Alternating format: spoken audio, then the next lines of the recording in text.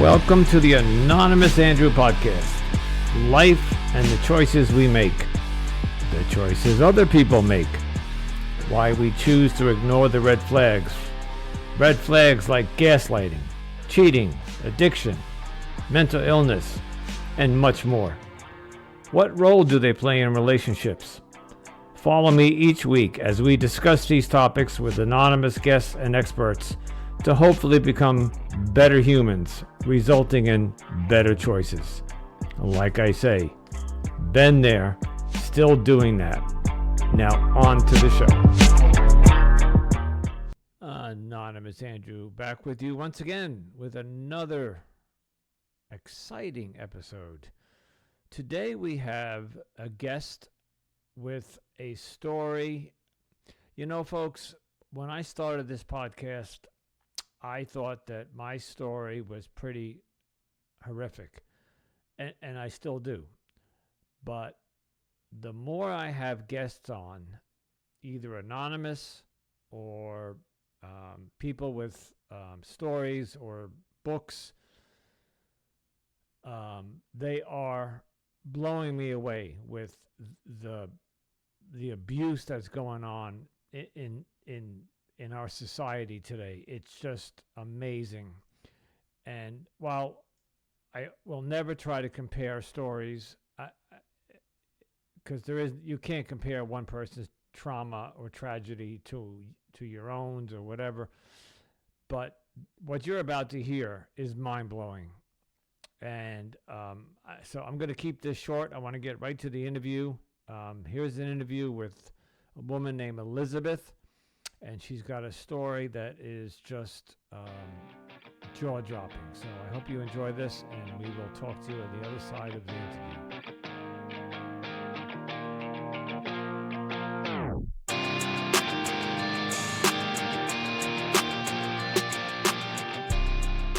Hello, everybody. Anonymous Andrew back with you again.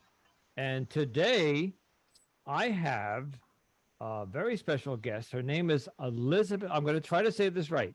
Elizabeth Mikotowicz. All right, Elizabeth, help me out here. Mikotowicz. Mikotowicz. Okay. I even phonetically tried to spell it out. Mikotowicz. Welcome, Elizabeth. And thank you for that.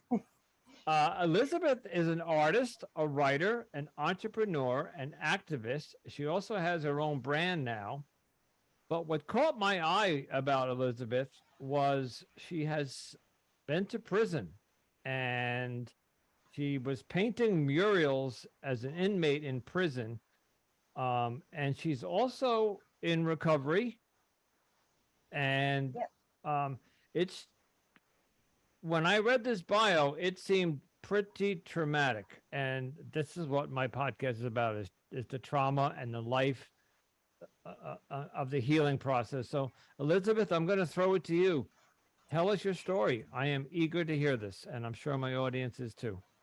All right. Well, in my early 20s, I never grew up in a family that, exposed me to violence, drugs, or, chaos of any sort. I mean, they had a messy divorce, but, that was about it. But when I got, my late teens, early 20s, I was dating some really abusive men. And my son's father assaulted me with a wooden dowel, and he hit me right above my eye, and you could see my skull when it happened. And when I went to the hospital, I found out I was pregnant. And so they had to sew the skin back, sew the muscle back, then sew the skin back. And I couldn't move this eyebrow for a year.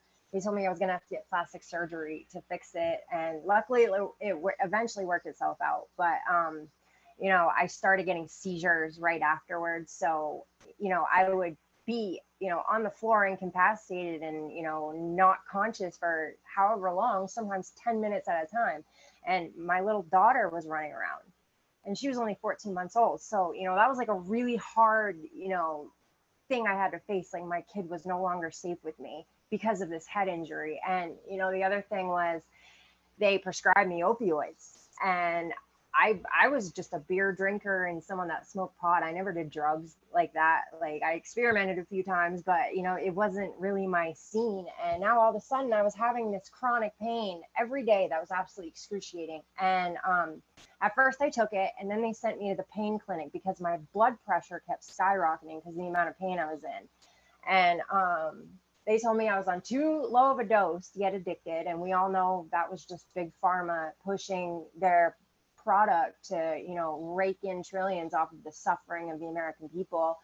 And I tried to refuse, and they told me that would result in a call to CPS because I was pregnant and I was putting my baby in danger by not following their medical advice. And opioids, all they do, now that I'm in recovery and I've learned about this in depth, all opioids do is make the pain receptors in your brain more sensitive, so when the drug wears off, you're going to be in twice the amount of pain you ever were.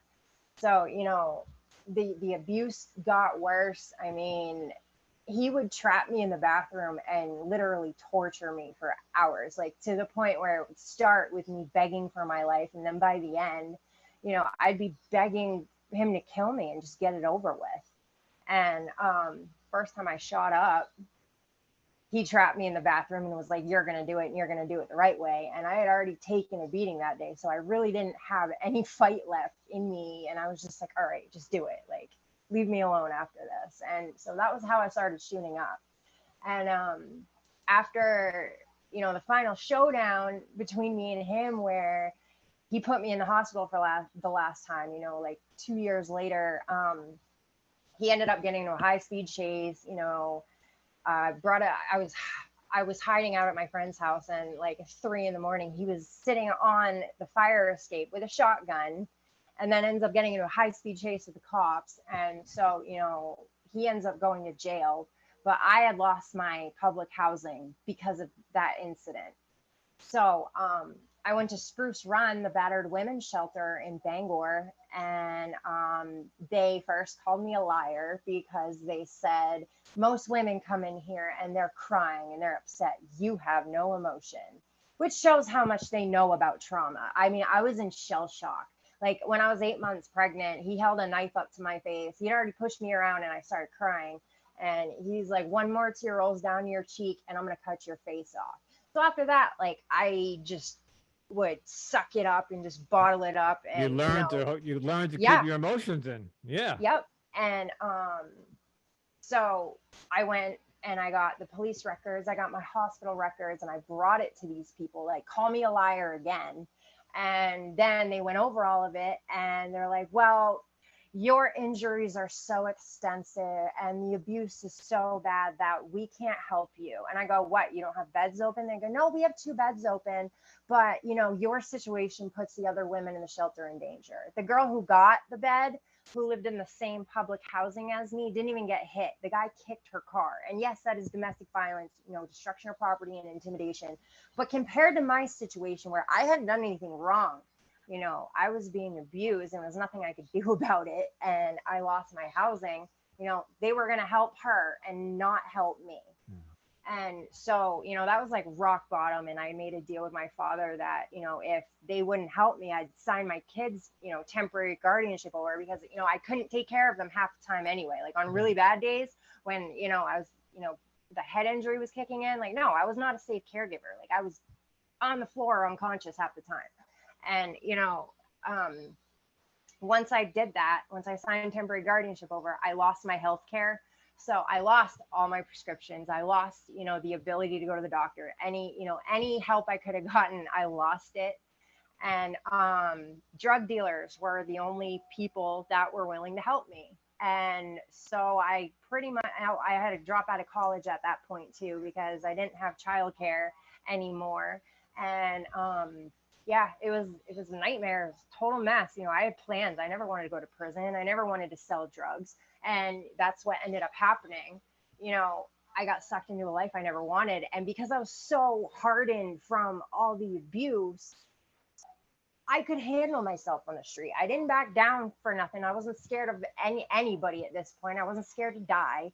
The trauma, it alters, the way everything about you basically. And Eventually in 2011, I caught charges for selling bath salt and other substances. And it's funny because it was legal at the time, but the feds made a whole new law calling it an analog substance. So it's basically saying, yes, this is legal, but it has property or effects that illegal substances do.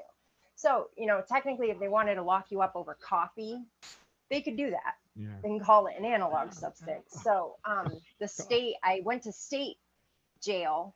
I only got 7 months. And then the feds picked it up 2 years later in 2013. And I was literally held accountable for the same drugs in the same bus twice. And then once I went to jail, I got to see how horrible people are treated in there. And, to give you a couple numbers, 70% of women in American prisons have some kind of domestic violence or sexual assault in their background. We are the ones that were not protected, and we were forced to do things we never would have done, basically. And America makes up 5% of the world population, and we make up 25% of the global incarceration population. We have more people in prison than entire continents, and they want to gaslight us with land of the free. And I'm sure everyone's wondering, well, why would they do that? Because a hospital saves $350,000 a year contracting with prisons to have inmates wash their linen instead of paying people a minimum wage. They want a free workforce, and that's what they get. When you go to prison, you work 40 hours a week, Yeah. and we were getting paid $5.25 a month. So they have bypassed slavery laws and, with mass incarceration, and it's easy to demonize people, and then, Yeah. call them a drug addict, say they're a criminal, and then just throw them away. And, it's really pretty disgusting what's happening. And, over the pandemic, there's a reason why all these jails across America, they were taking out PPP loans and extending their prisons. They were adding more wings onto their jails to fill these beds. And these corporations said, oh, we'll buy all the prisons as long as they stay 90% full. So now they're criminalizing homelessness. In some cities, you can't even feed a homeless person without, getting a fine. And we went from 3 empty properties at the beginning of the pandemic. We're now at 29 empty properties for every homeless man, woman, and child. People want to say the system's broken. It's not. It's doing exactly what it was designed to do, which is oppress us, take our money, and, they don't even want to pay us a minimum wage, let alone a living wage. They would rather round us all up and put us in prison. And the things that happen to people in there.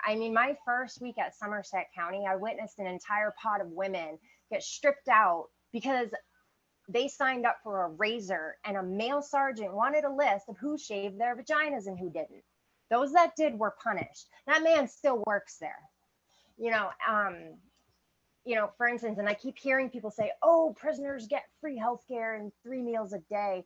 The food comes in boxes that say not for human consumption on it. And I watched, I don't know how many gallbladders go while I was in there, and they don't take you to the hospital unless if you're on the floor, unconscious, and even then they still don't want to take you to get medical care. A girl broke her foot shoveling the snow. She slipped on the ice, and by the time they brought her to the hospital, the bone had fused back together, and they had to re-break her leg. And it's 60% of the prison doctors in Alabama, they've all lost their license, their medical license, through the medical board. They all have malpractice suits. It is legal for a doctor who has lost their license to work at prisons and native clinics. Sure. They are still actively committing genocide, and it's repulsive. I met a handful of women in there who had been sterilized against their will, unknowingly by the prisons. And this was before Trump filled up the ICE camps, and you heard about all those refugee women, getting sterilized against their will. They were doing this to American women before that. And one thing I noticed after meeting like 4 women that this happened to was that not a single one of them was white. And now all of a sudden it's a great day for white lives with the overturning of Roe v. Wade. And it's like, I understand people who have never been to prison, like really don't understand this and like hasn't, seen this. But this is what's happening. They are still actively committing genocide against certain races, of people in this country. And, if we don't do something about it, this is where we're headed. They are just going to round us all up and put us in prison and put us to work. I mean, this is what they're pushing us to. Which state? You mentioned Alabama. Is that where you did time? No, the feds sent me to Alderson, West Virginia, and Danbury in Connecticut. And, when I was at Danbury, they built an $80 billion brand new facility down the hill just to house like 50 more inmates and get more money that way. Meanwhile, up at the camp, we had an inch of black mold in the showers. And, I keep hearing people, crying over these January 6th terrorists not being able to get a haircut in jail, saying that their rights are being violated. The water shut off during the hottest days of the year. We didn't have water for 3 days at Danbury. And these people are crying over haircuts. I mean, it's just absolutely repulsive what's happening. And, one thing I always try to push, predators flock to these institutions for employment because they know that those victims will not be believed. They will not be listened to. And if they are, it's, well, you're an inmate. You should be grateful for the attention. That's how women in prison are treated. And, I was forced to strip in front of cameras under duress of being maced and extracted and, all that. And for those of you who are like, oh, well, I just refuse. You can do that. You can refuse and you will be met with a 12-person SWAT team with electric shock shields, batons, mace. They have these canisters of chemicals they throw in your cell, and it's chemically designed to take the oxygen out of your throat. And when it hits one cell, it hits all of them. So all the inmates that weren't doing anything wrong, it's coming through the vents and hitting them too. And it's terrifying being locked in one of these cells, when this is happening. They use extreme violence. They do not care.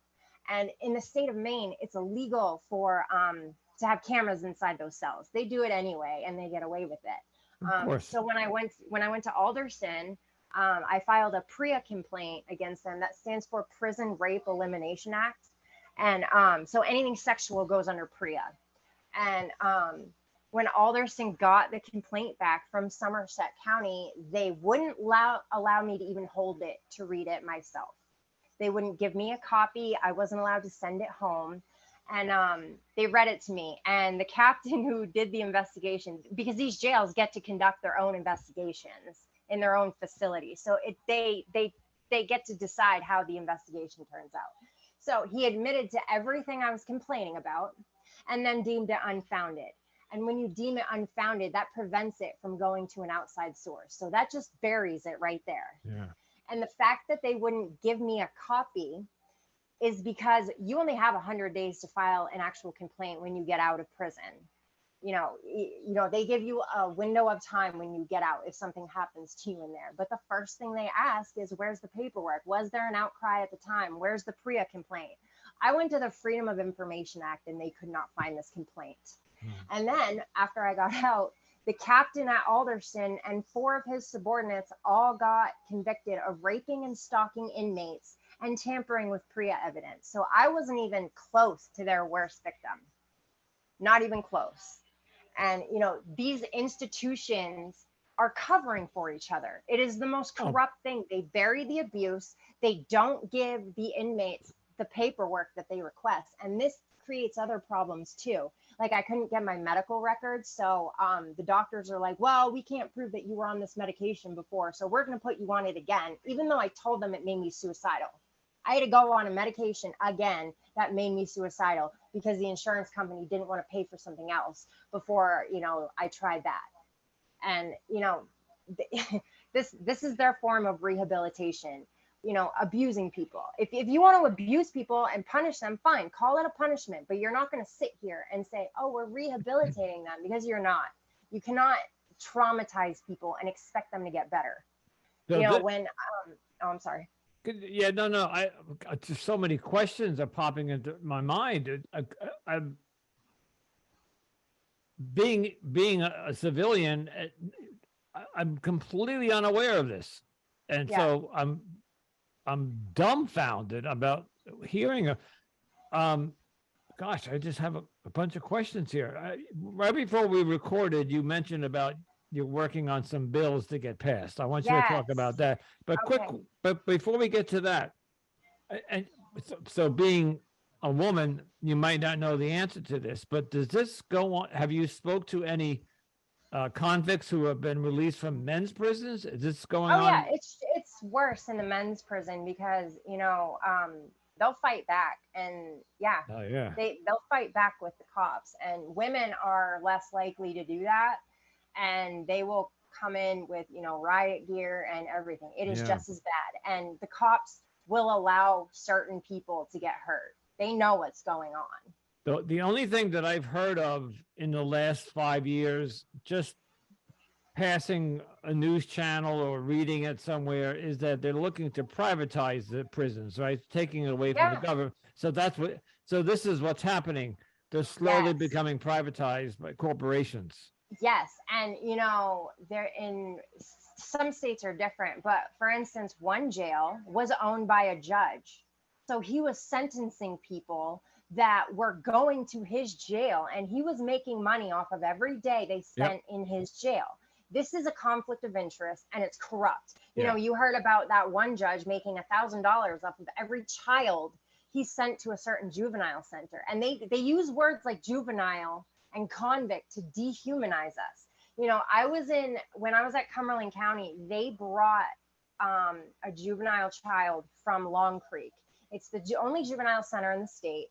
And every couple months or every couple years, they are in the paper for some atrocities, like straight up crimes against these kids. Broken arms, sexual assault, choking them out, beating them till they're, almost dead. This is the kind of stuff. They brought this one girl, she was 17, and she got tired of getting raped, and she ended up stabbing one of the COs with a pencil. So they brought her with us, the adults, just to terrorize her further. They told her on Christmas she was going back there for her last 2 weeks. She slit her throat that night. And then it comes out that the guy at the top, he resigned, and people under him resigned because 3 kids killed themselves, and all kinds of sexual abuse allegations, and they don't care because these are government or law enforcement institutions. You are 6 times more likely to get sexually assaulted by a law enforcement person than you are a civilian. And I'm not here to push all cops are bad, because that doesn't help anything. And for every cop that oppressed me, there was another risking their job trying to make it stop. Right. But there's such a scary number of sociopaths in law enforcement. Yeah. They don't care. I was in solitary, in full-blown psychosis because they gave me the wrong medication, and I had a female sergeant telling me to kill myself. She told another inmate to kill themselves, and they had to cut that inmate down from a suicide attempt. She still works there, getting her pension paid by the taxpayers. This is what we're paying for. Yeah. And one of the bills I'm working on, it ties into that whole PREA thing. So there needs to be a consequence for when these institutions stonewall people. And like for me, they won't give me my paperwork. There should be a financial consequence for every day they refuse to do that. Because right now, legally, they have to give it to me, and I've requested it plenty of times. They're refusing.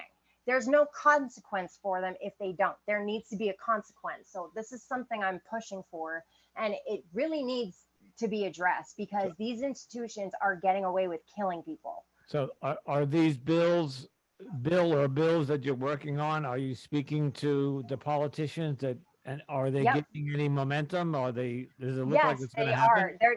That one in Maine, I'd really like to get that one, across the board, with all institutions, because it's not just jails, it's the colleges trying to keep their rape stats down.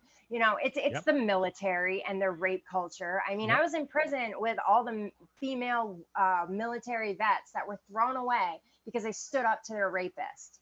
These are the women who are going to prison. Like, these are the ones. It's I failing. watched, you mentioned something about a judge who had a stake in one of the prisons. So every time he sent somebody to a prison, he got $1,000 or something. Yeah. There was a show, I don't know if you've ever seen it, but it's quite popular, called Queen of the South. Yeah, I love Yeah. that show. It's a Okay. good show. Okay. It's all about Teresa Mendoza.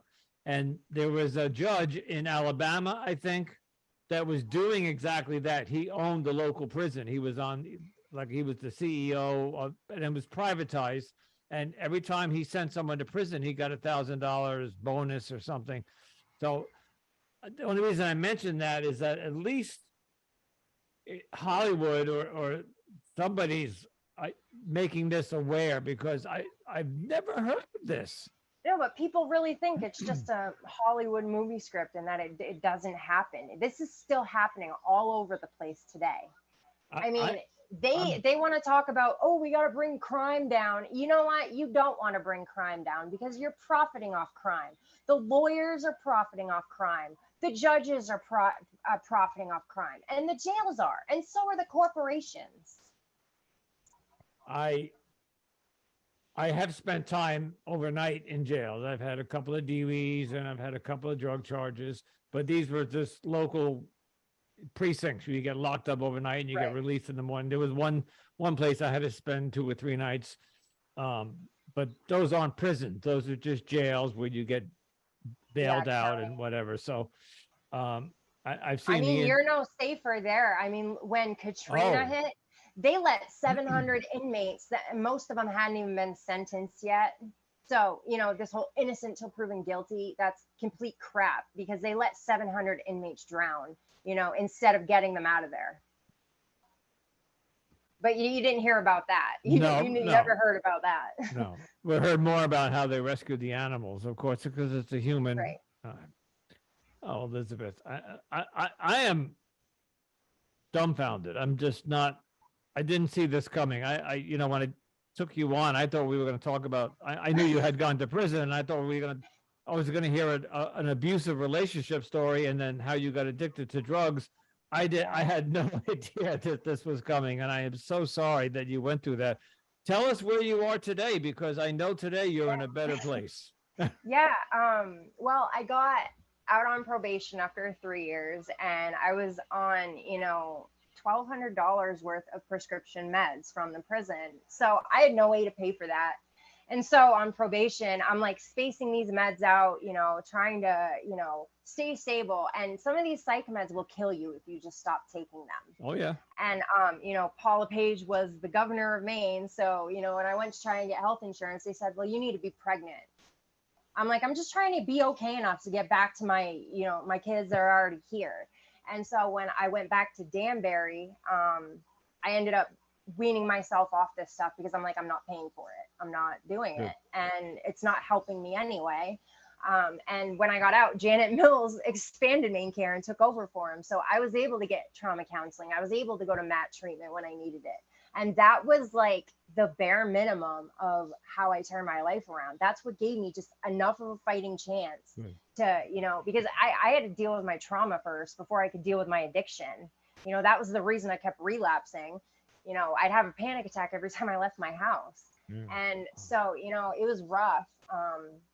The first couple of years were really rough, but I'm here and I made it. I started having art shows, like well, and I see a painting in the background. Tell us about how you got into painting. I've always been a painter, but when my life fell apart, you know, there was just no time for doing any of that. And when I went to prison, my hustle was I would paint coffee cups for inmates, and then I'd seal it with floor wax so it wouldn't wash off. And I'd do portraits for people. I would, you know, paint, you know, stuff so they could send home to their kids. You know, everybody crochets in there. You know, there aren't too many artists. So, you know, I got a lot of money that way. And it was just a way to survive because, you know, again, they were, you know, paying us $5.25 a month. And mind you, like a package of ramen noodles that cost 20 cents out here costs $1.50 in there. So they jack all these prices up to, you know, buying it in bulk. So they get it super cheap. they don't have to do that to us, but they want to make money off of us any way they can. And so yeah, when I got out and the pandemic hit, I started doing art shows in the community, and I found this company called the Galleries. They're from Canada, and they turn your art into like this beautiful feminine clothing line, and it even comes in plus sizes. And so I signed up with vocational rehab, and they helped me like really set this business off. They helped me, good. write a business plan. They helped me get a grant. I was like, oh my God, I've never gotten 10 grand legally before. Like, this is great. And yeah, so I that's your started, brand today. That's where yeah. you okay. Well, my brand is called EPM Clothing. I can show you guys some stuff too. Like here's one of my bags. Okay. Well, unfortunately, this is a podcast, but oh right. I do have a YouTube channel, so I can put this on YouTube. Oh, But, cool. Yeah. Yeah, Show and us like, again. yeah, this is a placemat. It's my lucky koi fish. Okay. And everything's environmentally friendly. And I paint all these designs. I don't make the clothes, but I do the designs. You do nice. Okay. Yeah. To the audience, she's holding up some beautiful. So that is a scarf. Yeah. Yep. And she had a handbag before, and she had. Yeah.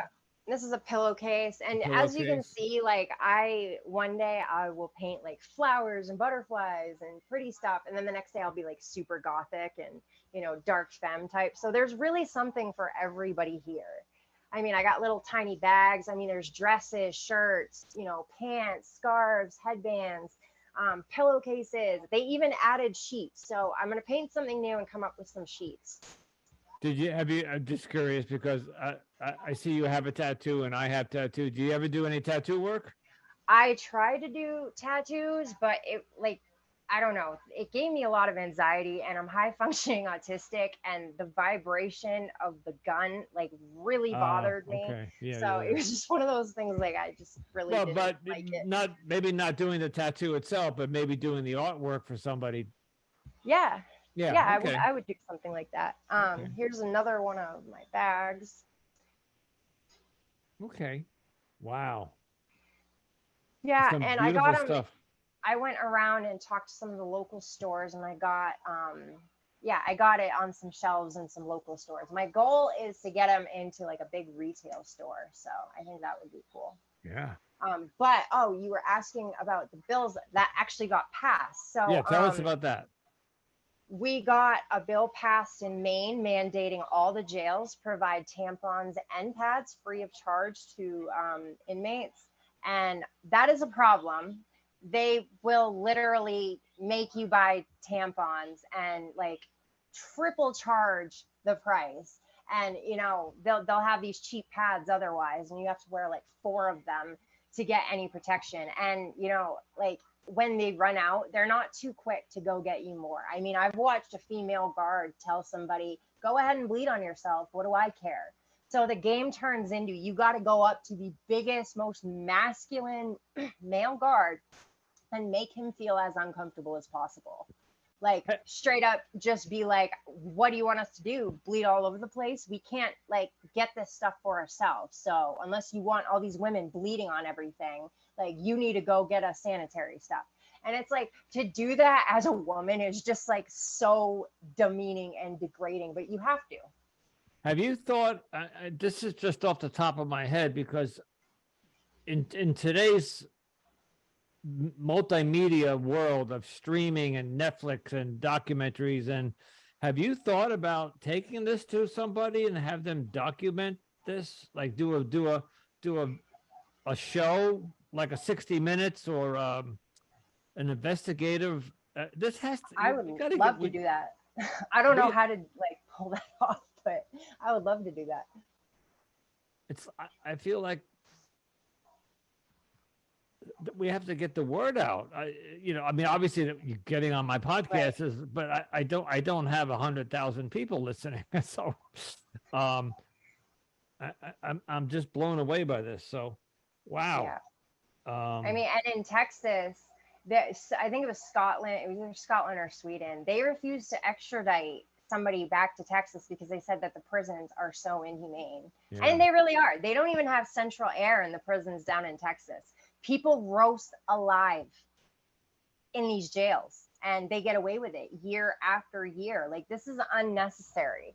You know, you can't sit here and say, oh, freedom and justice for all, when, you know, you're locking people up to this extreme. And it's you know, if I wasn't a white woman, I would have gotten much longer than 37 months.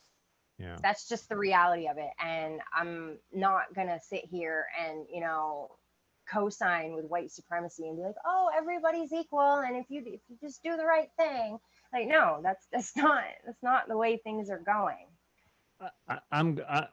This is just a shot in the dark. I'm just going to ask my audience if anybody's listening that has any connections to any kind of film producer or executive producer or anybody that does documentaries, please reach out to Elizabeth or I. And I think that I'm going to, this venue that you and I connected through, I think I'm going to we should look for some podcasters who might have some background in media filmmaking. I just can't imagine. I can't imagine there's not a film crew out there that would love to do a documentary on this, because I feel like grabbing my camera and, like, let's go down and start doing some interviews. Do you keep in touch with any of your, I guess, ex-inmates that you were? Oh yeah, you know, we like form little families in there. I had like 4 mothers and 8 aunties, and you know, they're all my sisters. Like, we were all being dragged through that together. And you know, like, it's funny because if I'm messing up, they'll be the first to tell me and be like, man, no, you are so talented and you have so much to offer. Like, what are you doing? And you know, it's not like those fake friends who will just let you continue to be stupid. And they're always the first to, you know, like, push my podcast or, you know, push my business. And like, there's just so much support. And like, they want you to think you're going to go there and it's going to be, and yeah, there are catty, miserable women in there. But you know, it's kind of like how you conduct yourself and how you carry yourself. And you need mentors in there to help you get through that. Absolutely. And you just mentioned you have your own podcast. What is the name of that, so we can? Well, me and my friend who were at Danbury, we are in the beginning stages of launching a podcast. Okay. It's going to be called Pretty Little Felons. Okay. All right. If you need any help and with how to get off the ground, because I just got off the ground this year, but you're going to be episode number 50, I think. I would love to help you. We have a producer who has her own podcast. So yeah, she's pretty great. She knows what she's doing. Thank you, though. But I would network and find somebody that is looking to do a documentary, because they really should. And you know, another thing, this is going to anger some of the taxpayers, because this is literally like where your money is going. You know, aside from the 5 billionaires who, you know, sunk at the bottom of the ocean. When you first go to prison, they, if you don't have your GED or your high school diploma, they make you take the GED. And that's great if you don't have a GED. But what was happening is they're making like $2,000 for every inmate that enrolls in a GED, and another $2,000 when they graduate. So these caseworkers were telling inmates, well, you got to get your high school transcripts, even though your entire, you know, education history is in your pre-sentencing paperwork. Yeah. They know this. They say, no, you have to have your high school transcripts. Inmates have no way of getting that, you know, and some of these women, the high schools are shut down. Like, you don't have phone books, you don't have internet, you know, calls cost $3.50 for, you know, 15 minutes. And so they have no way to prove this. So they make you take the GED, or you can go to the hole or the shoe. So we had all these women in there, you know, with PhDs and doctorates being forced to take the GED just so the prison could make money. Yeah. Like, this is where your tax money is going. And it was so funny because, you know, these racist cops would go up to all the Black inmates and be like, oh, you need to take the GED. And they'd have like doctorates. and, really high levels of education, like way more than these, guards did. And, it was just disgusting to watch. Like, I went through life, before I went to prison, like, I grew up in Maine. It's 94% white people. Like, I was like under this illusion of white supremacy my whole life, that, oh, it's all over and the civil rights movement happened and now everything's good and everything's fair for everybody. No, it's not. It's really bad. And, in the South, I mean, just the tone of voice they would use with Black inmates compared to how they talk to me. I mean, it's just disgusting. And they are so quick to use violence, against these women. And it's just terrible. I mean, it would blow your mind, the things that happen. The only story and connection, or not connection, I guess the closest brush that I have is that I had a friend of mine about 10 years ago, maybe not even, but 5 years ago, who was a guard at Rikers Island in New York City. Oh, God. And he had to, it was so bad. The violence was so bad. I ran a mood disorder mental health group for peer-to-peer people, and he came there, and he was part of the group, and then he actually graduated to become a peer specialist. But he had to retire because the violence got to him so much. I did hear some That's pretty good. horrible. At least he has his humanity intact, because a lot of these guards, they get off on the violence. Yeah, and they really do. And he did, because but when he got out and he got treated, he went to one of those modalities. I forget what it's called, DBT, and he's doing much better today. But that's good. But I heard the stories, and that's just Rikers Island, which is not a prison. Rikers Island is a jail. It's a jail. So I can only imagine. So, Elizabeth, I want to thank you so much. I'm being part of this podcast is that I'm very open and honest and vulnerable with my audience, and I am literally blown away by your story. I just don't. The general population has no idea.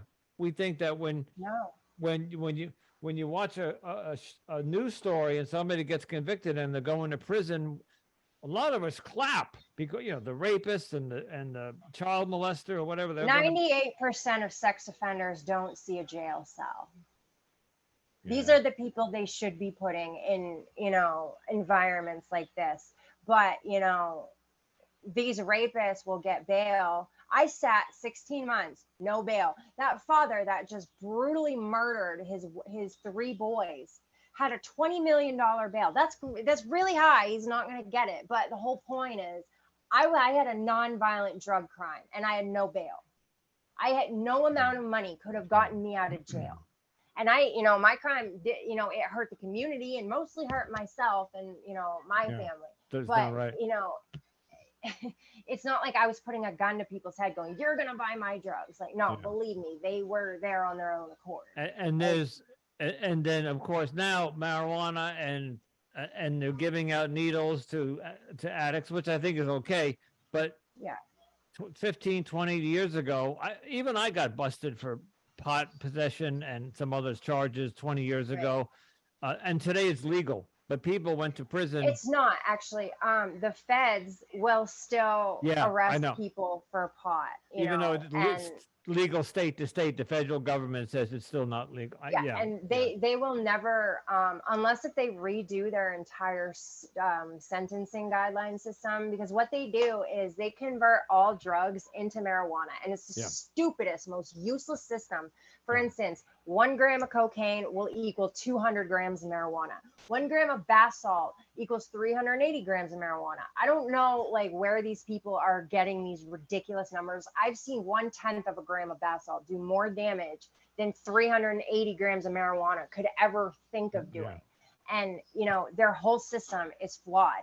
And bottom line is they used it to lock up the Black community. And, after they flooded these Black communities with, crack and cocaine in the 70s, just to get them in jail. And now Big Pharma did the same thing. My generation of millennials, we did what we were told. We went to college and took out these crazy loans that now none of us can pay back.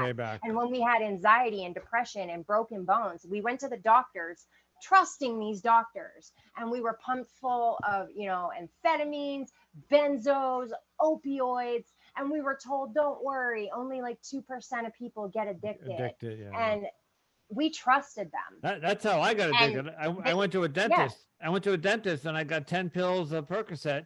I'm going back 30 years. And I liked it, you know, of course, being an alcoholic, we like everything. But Right. those 10 pills, I asked for another 10 and he gave it to me. And I asked for another 10, he gave it to me. Finally, he cut me off. But that's when I said, oh, and I went on. Then I started looking at people's medicine cabinets. And, you know the story. I mean, that's how it works. Yeah. So, okay, Elizabeth, we got to wrap this up. Okay. Only because I think I'm going to have a meltdown because I'm just I'm sorry. No, don't be sorry. I am sorry for you. Oh my God.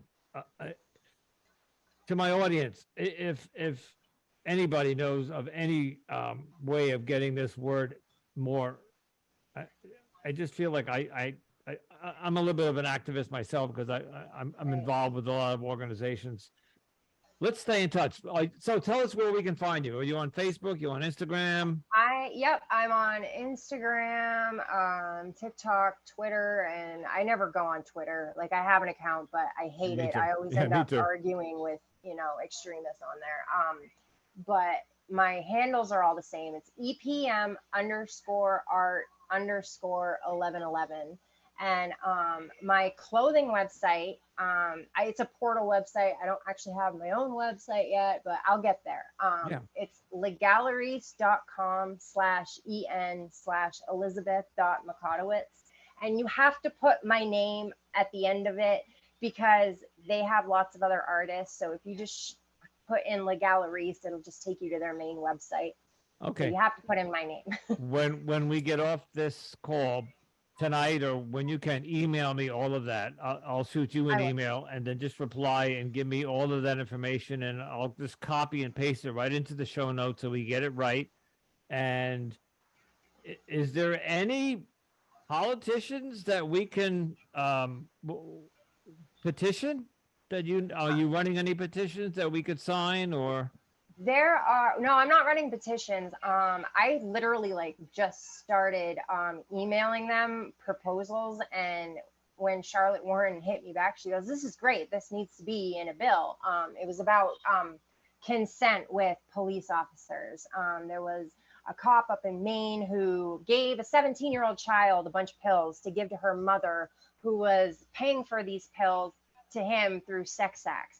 And they all got busted for trafficking, whatever, and endangering a child. But he didn't get charged with a sex crime. And I was like, he extorted her addiction. You know, as a cop who's been on the force for 30 years, he knows about addiction.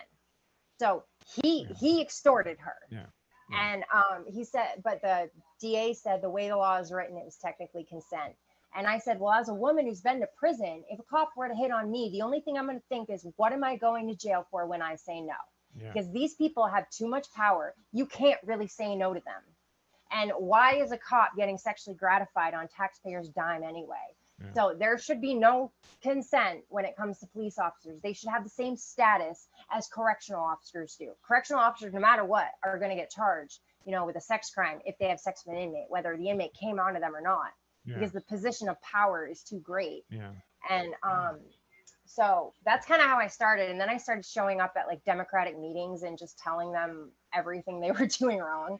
And so I started, you know, developed a couple relationships with some of the Maine state representatives. And, you know, I'd meet with them and I would literally just unload on them and be like, this is what you need to change. This is how, you know, this is what we need to do. And the other, it wasn't a bill, but it was a city ordinance that got passed. The bill got put on the table, but it fell through in the state of Maine. So it didn't end up getting passed, but it got on the table.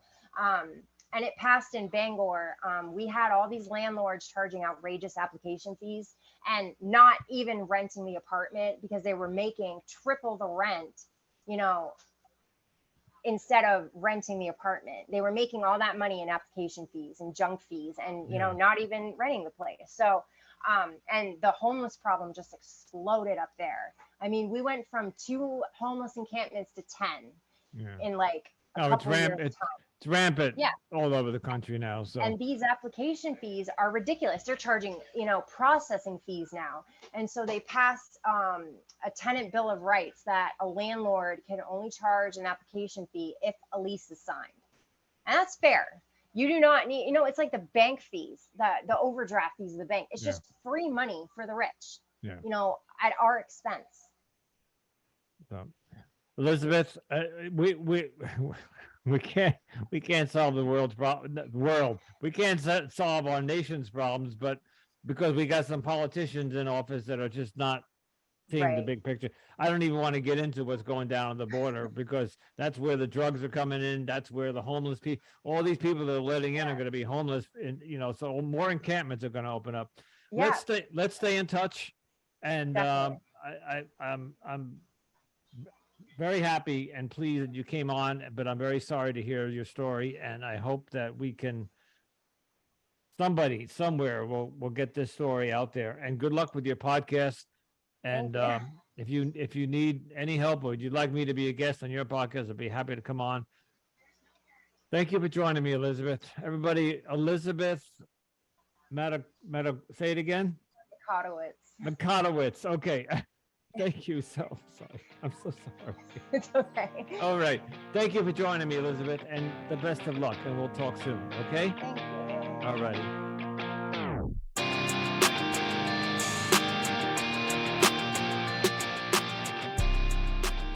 I don't even think the word wow is appropriate here. I don't know about you, but my heart goes out to her. And if even 50% of what she says is accurate, that's a pretty messed up thing that's going on. Again, I implore anybody listening to this to reach out to her. I honestly think that this should be a documentary or a spotlight on one of those news channels, 60 Minutes or something. I just can't believe this is going on in our prison systems, especially for the female population, and they're getting away with it. And she's getting the message out there, but it needs to go widespread. So, speaking of going widespread, it's time to get this podcast out there. So please follow me, subscribe, give me a review, give me 5 stars, anything, folks. This is all free for you. Please, that's all I'm asking in return. Ladies and gentlemen, and all genders listening, if you're going to make a choice, please choose wisely. Until next time, ciao.